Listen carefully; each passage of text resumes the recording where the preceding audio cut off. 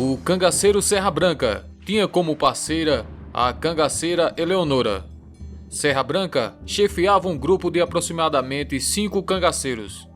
O bando de Serra Branca era pouco conhecido por viver sempre escondido nas terras alagoanas.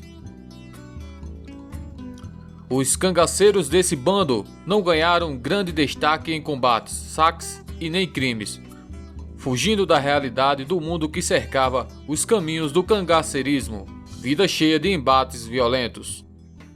No dia 20 de fevereiro de 1938, com as rodagens cercadas por volantes que davam segurança e proteção ao interventor Dr. Osmar Loureiro, de viagem pelos sertões alagoanos, o tenente João Bezerra deixara sua volante nas proximidades de Inhapi, Alagoas, aos cuidados do soldado Juvencio, totalizando 9 homens do grupo que estavam arranchados perto de uma cacimba.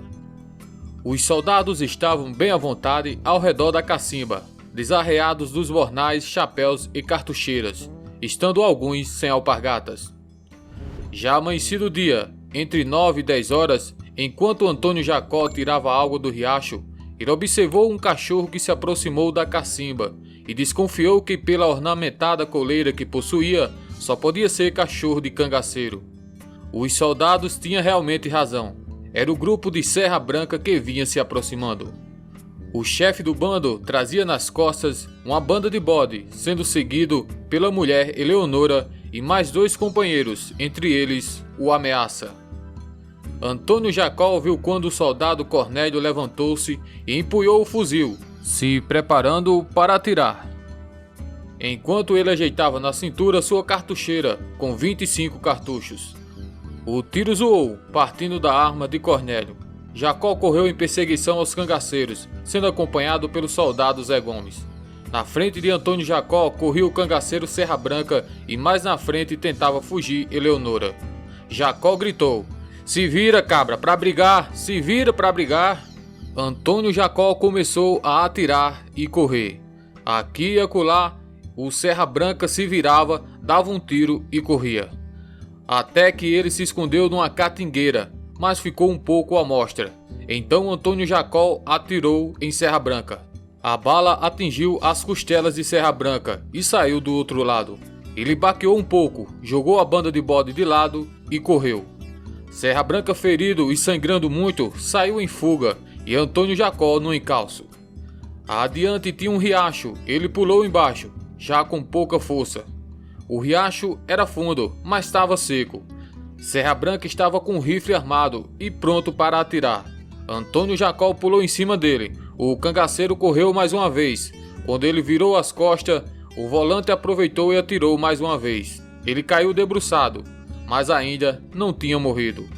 Quando ele caiu, Eleonora, que ia na frente dele, viu que ele não podia mais correr.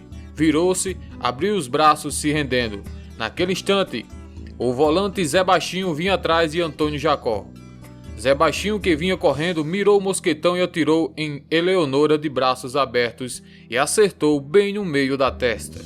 Foi um tiro só. A cangaceira tombou no chão na mesma hora. O soldado volante Zé Baixinho aproximou-se de Serra Branca. O cangaceiro, apesar do tiro que havia tomado, levantou-se e atirou. Zé Baixinho caiu entre os matos. Daí, Antônio Jacó atirou no estômago do cangaceiro, acabando de matá-lo. Zé Baixinho levantou-se apenas atordoado pelo susto do tiro, sem ser ferido.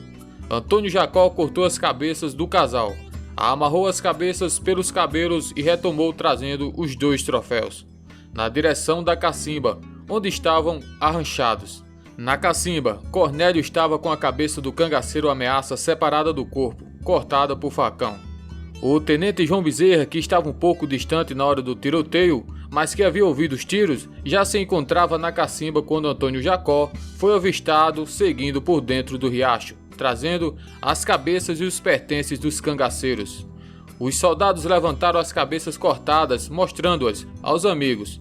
Depois de alguns minutos de conversa, diante da observação do tenente João Bezerra, foi que eles foram ver que Antônio Jacó tinha perseguido os cangaceiros, estando descalço, sem camisa e sem chapéu. A volante retornou para Piranhas, Alagoas, transportando as cabeças. De Piranhas foram para a Pedra de Delmiro e de lá seguiram para Santana de Ipanema, onde entregaram as cabeças aos coronéis Zé Lucena e Teodoro de Camargo Nascimento. Os coronéis deram a patente de cabo a Antônio Jacó, que repassou a patente para o amigo Juvencio. Em Santana do Ipanema, os soldados Cornélio, Zé Baixinho, Elias, Otacílio, Zé Gomes e mais alguns companheiros prestaram contas aos seus superiores, tendo por provas os crânios das vítimas abatidas em combate. Entre as macambiras espinhentas da Caatinga, 3 corpos alimentavam animais selvagens, enquanto na fazenda Lajeiro do Boi, os pais de Eleonora sofriam a perda de uma filha querida.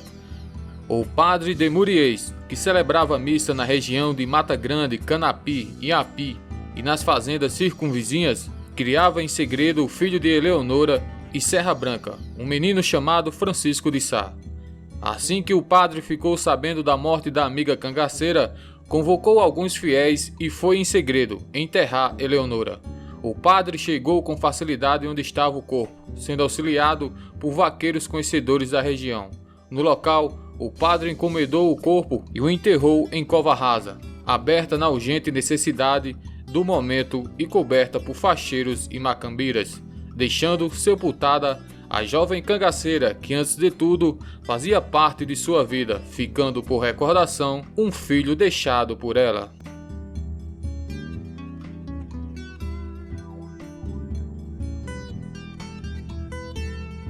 Se você gostou do vídeo, deixa seu like, se não é inscrito, se inscreva.